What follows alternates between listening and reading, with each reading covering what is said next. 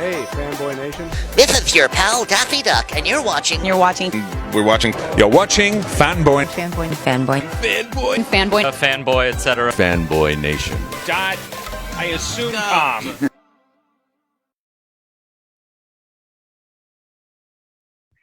Byzanfest 2022 is in the can for in-person viewings of all these wonderful Orthodox theologic-based Christian films. But now we are moving on to the online version, so our international friends who are not living in Australia can see these films as they are released online. Chris, how are you today? I'm all right, thanks. Yourself, Robert?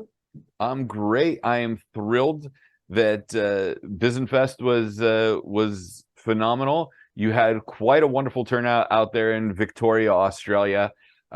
People of all different denominations, people within different jurisdictions of the Orthodox faith. How significant was it now that we're allowed to meet again in person, and especially since Australia is starting to reopen up? Because you guys were a little slow on the uptake with that, to now meet in person and be in not only communion, but fellowship. Well, that's very true, especially here in Melbourne. I think we were the most locked down city on the planet. Something like that. But I have to say, going back to the cinemas, it felt very strange at first. But we have become used to seeing each other again, which is good. But for the festival, especially, to have in-person screens again, huge. After 2 years of absence, it was a wonderful experience. Yeah. Now the festival is completed and you can take a nap, because I know you don't sleep at this point. What was the most enjoyable moment? Obviously, the opening night gala is phenomenal. Having either the Metropolitan or the local bishop come and bless the event is extremely special. But when you go through the various denominations that have come to visit, because again, you said in our first interview that a Baptist church had decided to take on the St. Nectarios film and show it, which is called A Man of God. And that surprised you because the dichotomy between Eastern Christianity and Western Christianity are so different these days. What was the reaction for people that weren't Orthodox that came to the festival? Well, I wasn't exactly sure what to expect, but I have to say that, yes, it was very pan-Orthodox. So anybody who was in Orthodox Christian came, of course, and of course all people who weren't even Christian that came.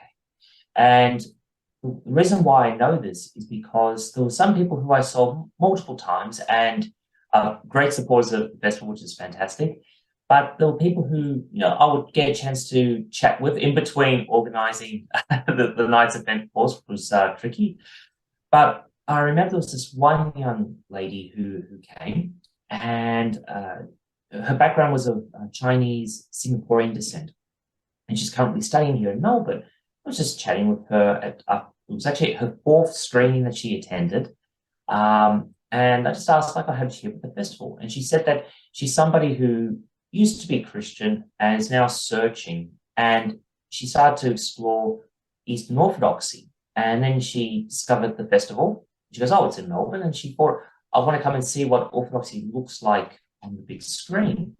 So that's just one of several people that I met who were outside the faith, but were drawn in because they saw a remarkable film that was being promoted online, just the trailers. And the same with the Baptist church, actually, with the St. Nectarios film, Man of God. They saw the trailer and they're intrigued. So what I take out of all this is we just need to continue just doing what we do, being creative, telling our stories, telling other people's stories. And there'll be people who have never heard of Orthodoxy will come to actually hear because they see something that's beautiful and something that they believe is of value. So that was just one of many experiences I had during the festival. I just thought to share that one. Well, I'm thrilled that you shared that with us, and I'm so glad the festival was such a success. I know how difficult it is to put on a festival with a group of people. I can only imagine what it's like to be a one-man show doing so. You just need to be very organized. That's all I could say. Lots of time charts, schedules, Facebook scheduling, that sort of thing. It's you get used to it. It's not, I guess, too bad, but yeah, I would like to return back to normal sleep. But what can you do, I guess? Yeah. Well, now we are moving into the online component of Byzanfest that's going to go international for those of us that couldn't make it to Victoria, especially in it's written Melbourne. We're American. We pronounce the R's. I'm sorry, you guys call it Melbourne and then get mad at us when we mispronounce it. Take us through the online component. I know it begins December 9th and it's running through when? Okay, so it's the 9th of December up until the 18th of December, and that's Australian Eastern Standard Time, so the time based in Melbourne. So for Americans, I believe it's actually 1 a.m. On the 9th, it starts, and it carries through to, I think, the 19th of December. It's always tricky. That's why I always find very hard to market when I do the online component, because for people in different time zones, some people are not sure when it starts and ends. All I can try to do is sort of stick with one standard time and just do, through emailing and social media, like announce when it's going to happen. So hopefully that way people get the message. But yeah, just look at the 9th to the 18th. And I guess if anybody's a bit uncertain, just to look at a time converter online. And so are the films going to be on demand? We're saying, what was the opening night gala in person that I needed to be there at 6 p.m.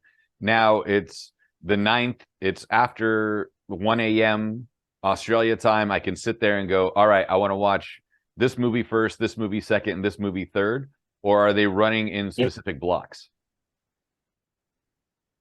Oh, no, they'll be released all at the same time.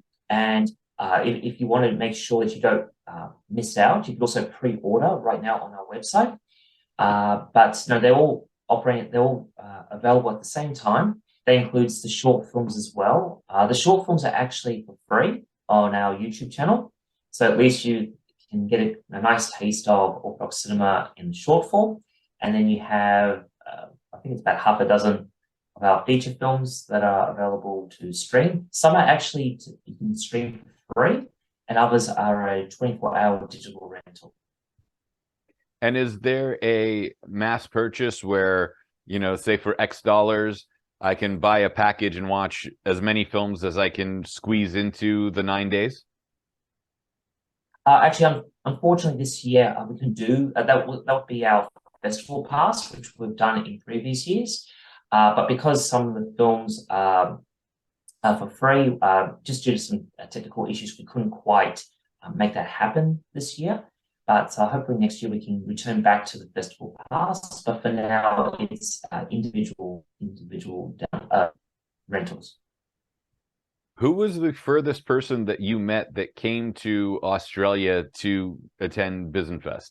That wasn't a filmmaker, that was actually a film fan. Oh, film fan? Well, actually, from Brisbane. So not really out of Australia, but that was the person who came the first, which was really nice. And actually, in terms of filmmakers, I actually had one filmmaker that came from Sydney. So it was all very, I guess you could say, in-house this year. But hopefully next year, we will have some people come over. But then again, it's always tricky. Who knows what's around the corner? Well, God willing, we don't face another pandemic that's going to drive us further into the ground. But let's go into the in-person. And since it was pan-Orthodox, whether they were Romanian or Antiochian or Russian or Greek or whomever, what was the consensus of the entire Orthodox community coming together and taking part in the festival? It was just one of joy, quite frankly. It was just, I think everyone was really impressed that there can be an event where we can all come together and enjoy something that is very dynamic, that is being a film festival. So no, it was very positive. It was very joyful, and it was just wonderful that everyone made the effort to come, because you may have not known this, but during almost the entire 10 days the festival ran for, we actually had some of the worst weather because yeah, there were thunderstorms and it was rain, and I thought, oh great, why does it have to be during my festival? But that's no surprise given Melbourne. No joke. Just the other day, it was 35 degrees Celsius. I don't know what that is in Fahrenheit, but quite hot. Basically, summer weather, was particularly in summer. And literally, that day was the aircon, and the next day, no joke, it actually plummeted, and we actually had to turn the heater on. But that's Melbourne. And so it turned into a pilgrimage just to come to Byzanfest because of the thunderstorms and the weather. That's true. That's true. I guess there was like deterrence, and I was really worried because I thought people wouldn't come because I mean, even I would question if I would have gone as an audience member. But it was wonderful. Even though all the cinema seats were sold out, all those people did come, so they didn't just leave their paid seats empty. That was the most rewarding thing for me, actually, given that it was a very difficult time for people to get out. They still made the effort. Yeah. It seems that people are willing to make the effort to see a film that speaks to their heart. In your film selection for Byzanfest, did you have a couple of people helping you, or did you sit through every single film individually? By yourself? No, I did. Pretty much, as you've said before, it really is a one-man show. I sometimes use the word we and us. A little secret, I'm kind of including my wife as as a consultant, and I guess I can then say it's plural. But it's basically myself who goes through each of the films and look at its credentials and decide whether there is a market for it. Because the films not only need to have whether they have an Orthodox message or they're just done in an Orthodox approach, they also have to be engaging, and there has to be an audience that will want to come to see the film. So that's why there's actually quite a high standard expected from every submission. And so going through that process and the hours upon hours of individual time taken to watch these films and then put the programming together, God bless you, Chris. You have the patience of Job. I don't know about that. But well, hopefully there's no boils on your feet, but still. I have this 2020 festival, because that's when I started doing the streaming component. And because I was hunched over my computer for many, many hours setting it up, I have that issue developed, and it's sort of still going. So I guess not boils, but it's still an ailment, and it's all due thanks to Byzanfest 2020, which is up there actually, by the way. Well, hopefully you start feeling better at least. It's going to be an ongoing issue, unfortunately, but no, thank you for your well wishes. I wish for the same thing. Well, we'll keep you in our prayers at the very least. Thank you. Yeah. Now that we're moving the festival online for the second half of it, were there any lectures or any panels that were going on during the film festival that were recorded that would be going online as well? There actually was one retrospect that I did at a parish screening, actually, where I showed some films, past Byzanfest films, which were winners. Unfortunately, I didn't record that, but that was I guess it was a very short lecture. I didn't want to go for hours, but basically the key components of what Orthodox cinema is. And what was wonderful on the awards night, which was when we screened our short film collection, we had two filmmakers, actually one filmmaker and one actor, both Orthodox Christians, who performed a Q&A panel, which was fantastic. And it was great because it was something I always wanted to do, but as mentioned, 2 years of COVID prevented such a thing to happen. But it was those two things, the Q&A and the mini lecture retrospect, were important because I think it also helps legitimize that this festival is not just like a fellowship gathering of just screening a few films. It's actually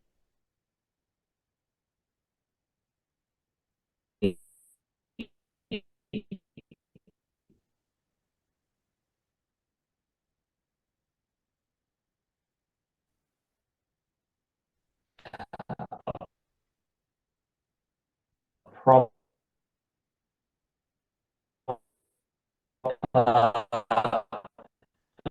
festival, proper structure, and it's serious. So it was a lot. Sorry about that, Robert. Can you hear me now? Now I can hear you. Yeah. Robert? Yes, I'm here. Sorry, that's okay. My internet just dropped out, so apologies. That's all right. You know, we're making technology work for us. I mean, we are halfway around the world from each other. I'm not sure what was the last thing you heard me say. Do I need to recap or? Yeah, if you could recap the last thing that you were discussing, that would be phenomenal. I think I was just saying. I'll just quick recap was that those two components of the festival just helped legitimize the importance of this festival, and also to show that this festival is a serious film event, and we're very serious about the cinema that we are showcasing. And I know that St. Catherine's University here in California was one of the sponsors. Will there be screenings of the film for the college students over there in San Marcos? We haven't actually planned anything yet, but what they usually ask me to do is to do a Zoom lecture with some of their students. So that's usually what we do, but that's actually a good idea. I'll have to approach them about that. Yeah, well, hopefully they'll pull it off. You know, I hear St. Catherine's is continuously growing, so I'd love to see them grow and mature as well. Yeah. Could you possibly do maybe lectures for their film or at least communications department? Oh, that would be the plan. So that's something that just get me in front of an audience, and I can talk for as long as they would like, or just they can tell me when to shut up. That wouldn't be an issue at all.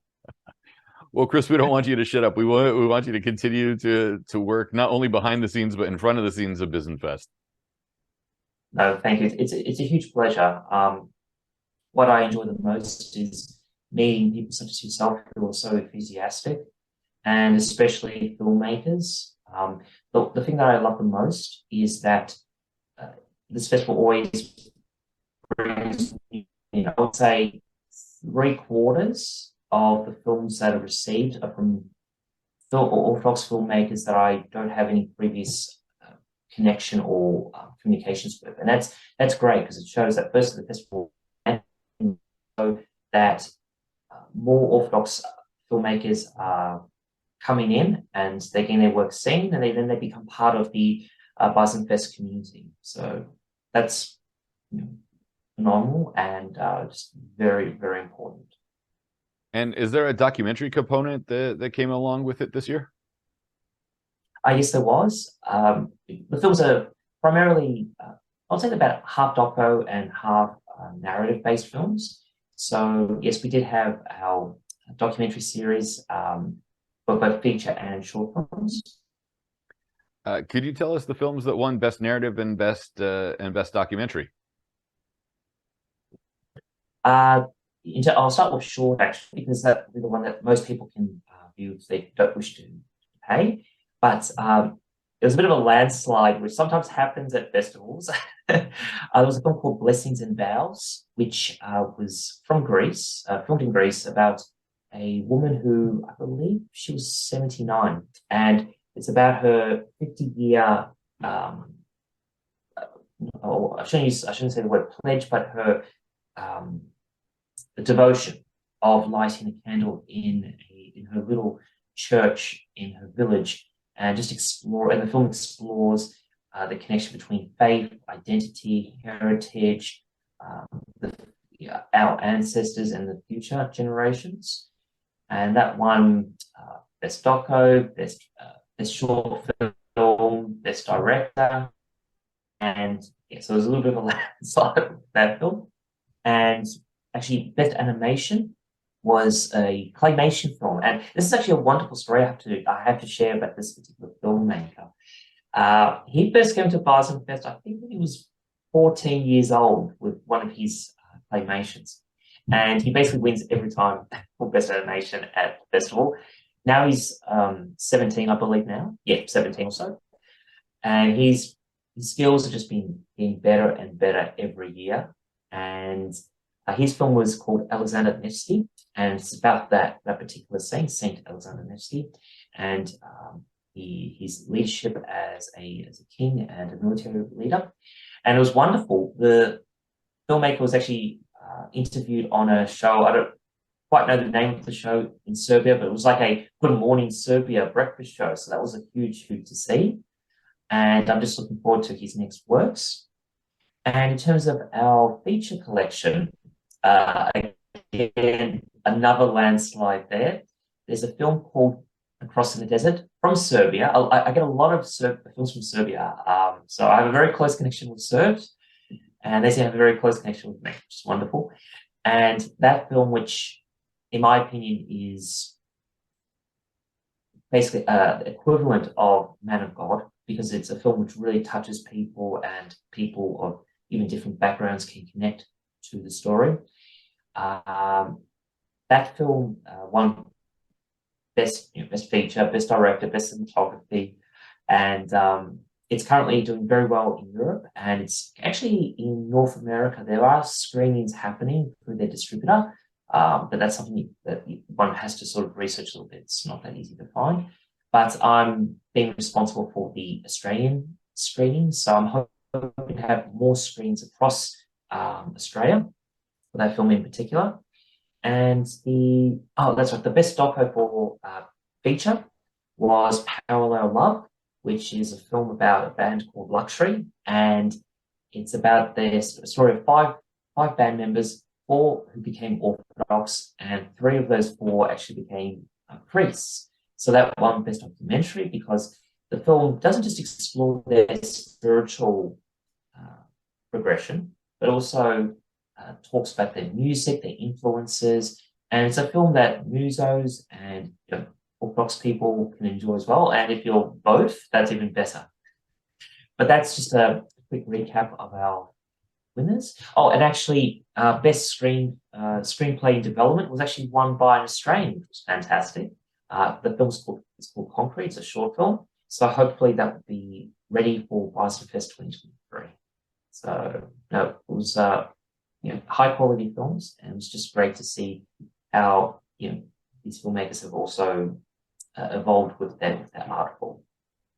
Now, do the 3 priests that were a part of the band still get together and jam together? They do, actually, and that's actually explored in the documentary as well. Because even as Orthodox Christians, sometimes we wonder, can you really be an artist and be a spiritual person? And the short answer is, of course you can. You need to just make sure that you're approaching things both in your spiritual life, and I guess you could say, I don't like using simply in your secular life, as an Orthodox person. It's about finding not so much the balance, but just knowing the right approach to take. So that's what I think is really remarkable about the documentary and very inspirational, that it shows how you have these priests and even by their bishops. You should have a hobby. You should do something that you're passionate about, not just be a priest. I mean, okay, that's your job. The same way as being a construction worker or banker or chef. That's your job, but you also have other things that make up who you are. And that's what the film explores. Well, don't worry. We got a priest out here that still rides skateboards. So, you got to have a little bit of fun in life. Of course. Yeah. As the festival grows, and you being the sole organizer, along with having been the founder itself, not only exploring Orthodox cinema and Orthodox films, what have you learned in the past handful of years since the festival has started, more so about the faith across jurisdictions, but also either reinforced or reshaped your ideology of orthodoxy? That's a good question. Because I feel like I do have an answer for that. I'm just trying to think of something that doesn't involve me waffling on for too long. Oh no, please, waffle. Oh, you can always just cut it if you like.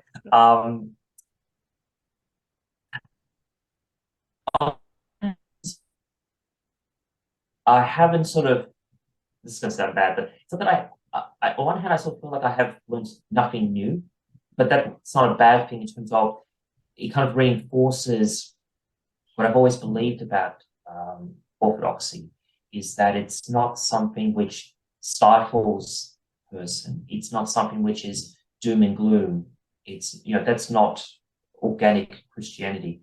It's it is a way of life, and it does have its rules, but it's dynamic, it's holistic, and it involves being fully entrenched in life.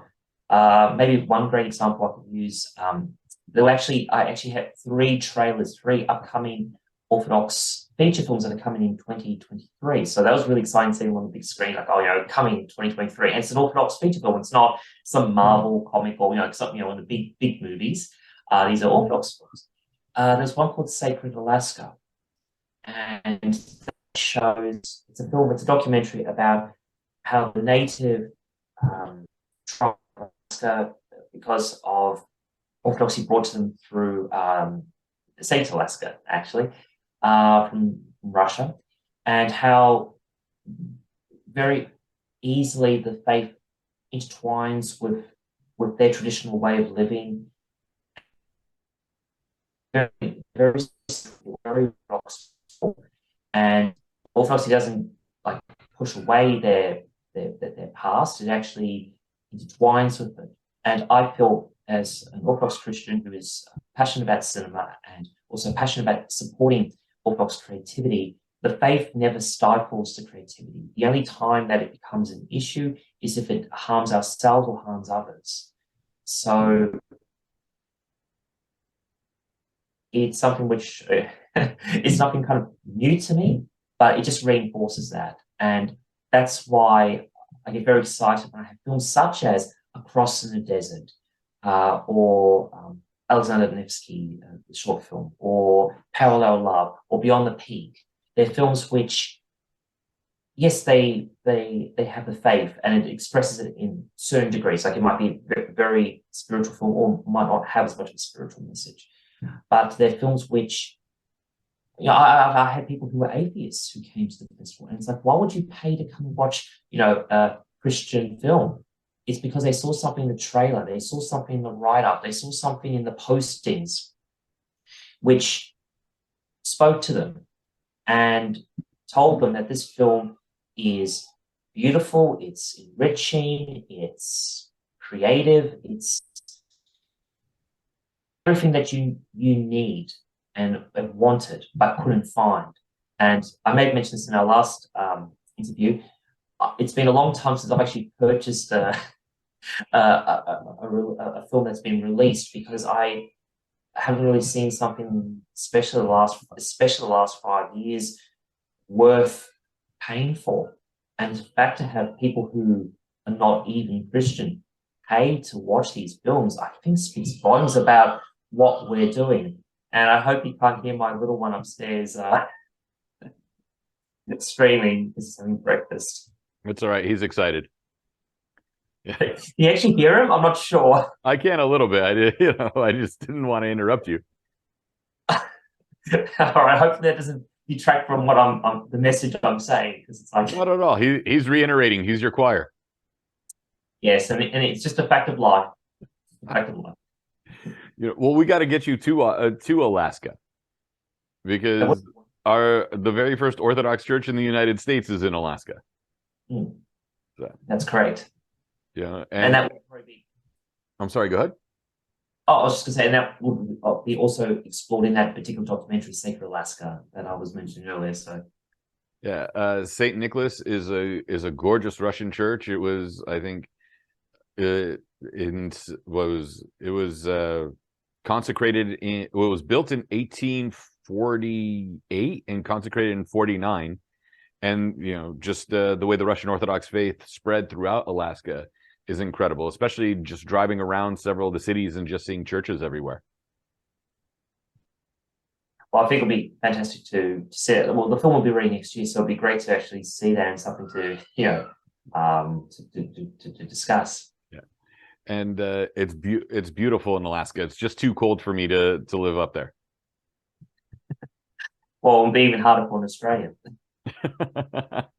Well, you live in the South, so you know your summers fluctuate between the hot and the cold. Well, that's true.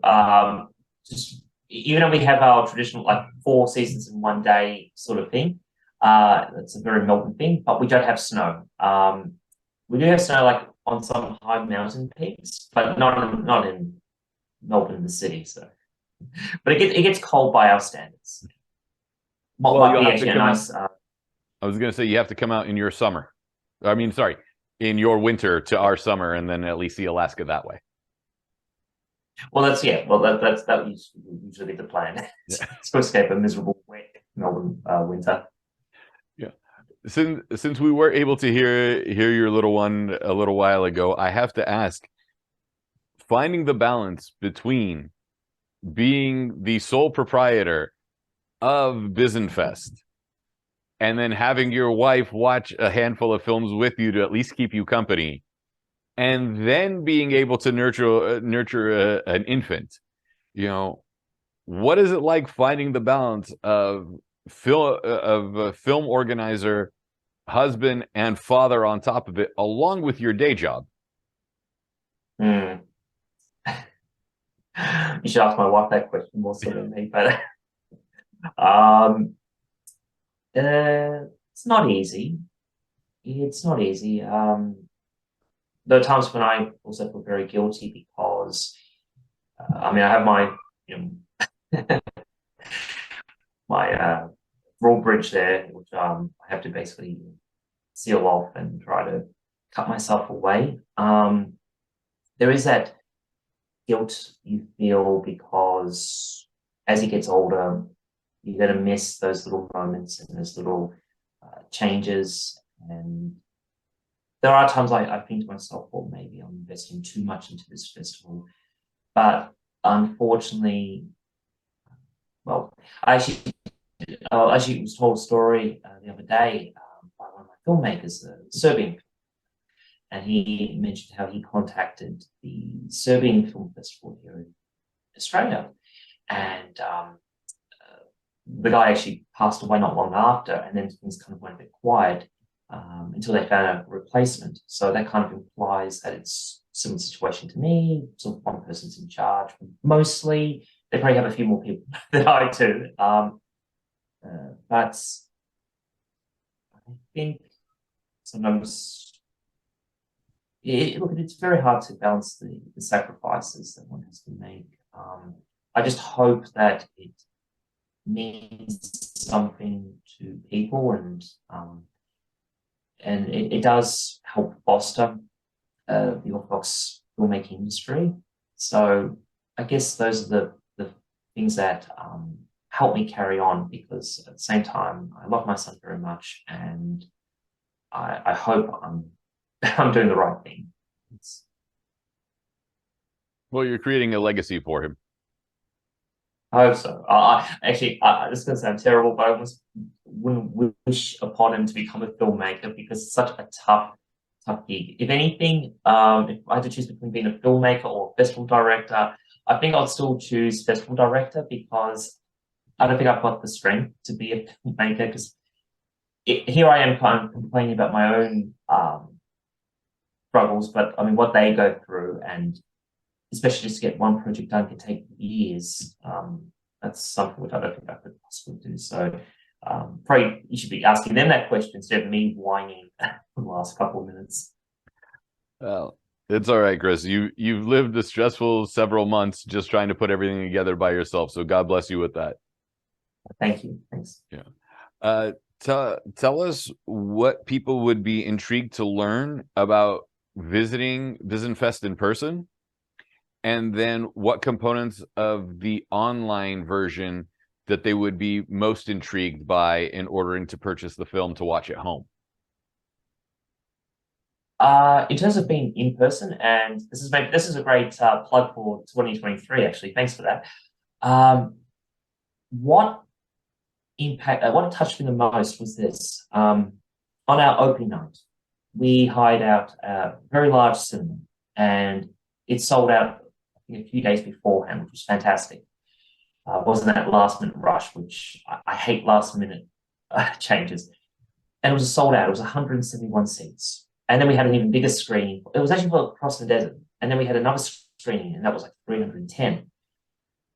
What was wonderful about that was, even though we had a huge financial burden, when I say we, it was actually a parish. I had parishes help sponsor each cinema screen. So I'm very indebted to the parishes here in Melbourne that took on the role of host to help make these happen. We don't have the same benefits as some other film festivals where they're given a cinema for basically next to nothing, and they only pay for the rental fee for each seat. We had to pay for every single seat, whether we sold them or not. And what was especially about the opening night, full house, lots of people coming in and going, leaving out the cinema, going to the cinema, leaving. And then there was another film they played, and I think it was that film Bros. And out of 171 seats, which we filled every single seat, you just guess how many people went to watch that film afterwards? There were only 12. I was going to say 12 people because the movie is a major flop, and I reviewed it, and it's the first movie I've ever given half a star to. Well, I think it definitely deserves it, because from what I've seen, it doesn't even deserve that level. But anyway, but the point is, here we had a film, and it had, I guess you could say, things going against in terms of it's a Christian film, it's an Orthodox film, it's an independent, and on top of all that, it's independent. So it doesn't have the marketing, doesn't have the budget to extend out. Yet that screen in particular really gave me a lot of encouragement, because what it showed was that it had all those three things going against it. If you know what I'm saying. Going against it, yet it sold out. A film that no one knew anything about, especially in Australia. And then you have another film where it was Bros or whatever, a lot more money, a lot more going for it in terms of like hype.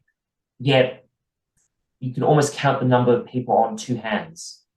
So what that says to me is, if you come to Byzanfest and you come to a physical screening, you're coming to a film that is valued and appreciated. So you're making a good choice.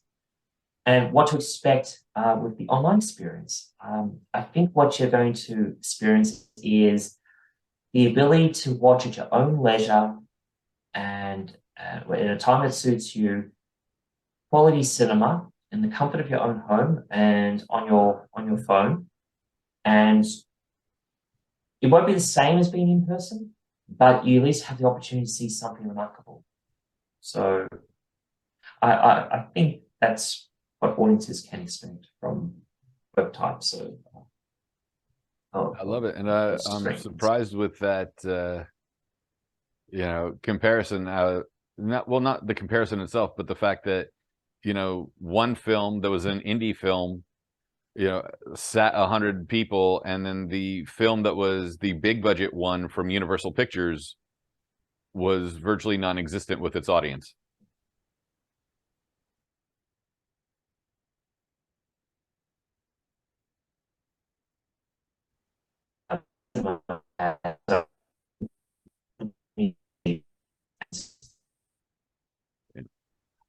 Chris, before I let you go, we obviously have to touch on this. Give me 1 second. I think the internet connection is fading. Yeah, I'm still here. Yeah, I'm still here. Okay. And I just wanted to also say one other thing about that experience was, can you hear me? Yeah, I can hear you. Can you hear me? Okay, sorry. Just one last thing about that experience too was the cinema itself was also putting pressure on us to speed things up, because they said, "Oh, we have another session. You have to hurry up." And then and then they changed their tone afterwards, and oh, it's okay, you can, proceed as you wish. And I just thought it was just so funny that they were bending backwards for that other film, and at least us, we actually made it worth their while to actually have the aircon and the electricity running, and then they bent over backwards for a film which wouldn't even pay for those expenses. Well, then, you prove to them that there's a market for Byzanfest, and hopefully they'll be nicer to you next year. Hopefully. I'm working on it. With Byzanfest, where can we find the online component, once it opens up on December 9th, to go and purchase virtual tickets and watch it at home on demand? The easiest way is just to go to byzanfest.com. So if you just go to our homepage, you will see, basically, as soon as you get there, you'll see the streaming and pre-order option. Click on that, and just one click, and all the info's there, and all the links are there to watch and to make your purchases. Fantastic. Chris, where can we find you and the program online? Me and the program online? Yeah, social media handles, websites, everything. Remind everybody about all that as well. Well, we're basically on almost every platform. So we're on Facebook, so Byzanfest. Go on Facebook, on Instagram as well. Just search Byzanfest on Instagram, and of course YouTube. And we also have Vimeo too. So all just Byzanfest if you search, but primarily just go to our website if you get lost, and all the details are there. Beautiful. Chris, get some rest, please. I think you're still awake from the end of the festival till this point, because I know how much effort you put into it. No, thank you. And unfortunately, I have to. And the problem is now, even after the streaming ends on the 18th of December, I basically have to start planning for 2023. It doesn't kind of stop now. My wife's always on my back. She goes, Chris, don't take a break for a few months, because as soon as you do, it all kind of piles up. So I have to start straight away. But it's all right. Fair enough. Chris, if I don't get to talk to you before Christmas, have a Merry Christmas and Christ is born. Thank you very much. Same to you too, Robert. Have a Merry Christmas, and to all your fans as well. I wish you a Merry Christmas and a very safe and happy 2023.